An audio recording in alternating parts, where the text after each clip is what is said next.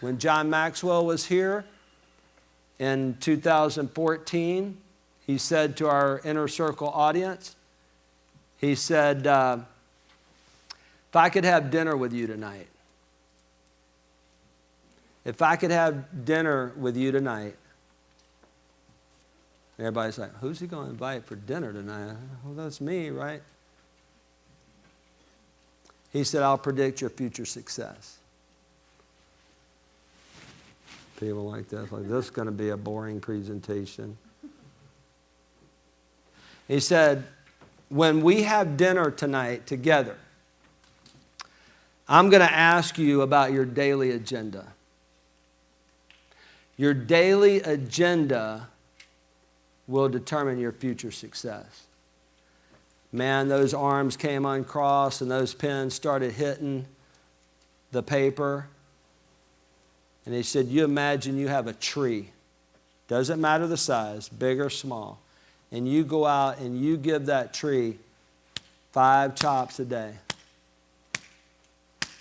Sooner or later, that tree's coming down. But what happens is we stop chopping, don't we? We stop pumping. Zig Ziglar's pump's right over there. You got to keep on pumping. You got to keep on chopping. John Torres was here yesterday. Was he fabulous or what?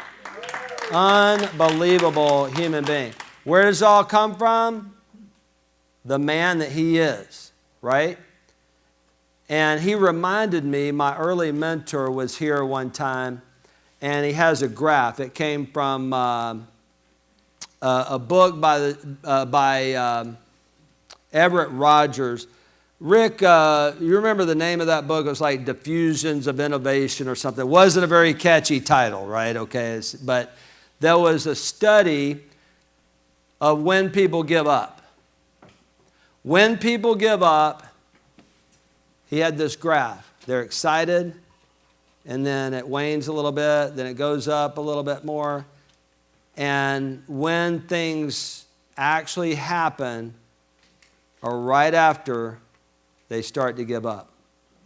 It's right there. When you're building a team, you're trying to get the team to do things. What happens is they're excited, but then if it doesn't happen right away, the hope goes away, and it's at that moment that you got to stay the course because it's going to happen. 5 chops a day. Can I get a commitment to everybody here that you will do some form of a daily time capsule? Okay. The Ziglar, that wasn't very enthusiastic. Yes. Jim Rohn said that we'll have, you can choose your pain. The pain of discipline, which weighs ounces, or the pain of regret, weighs tons.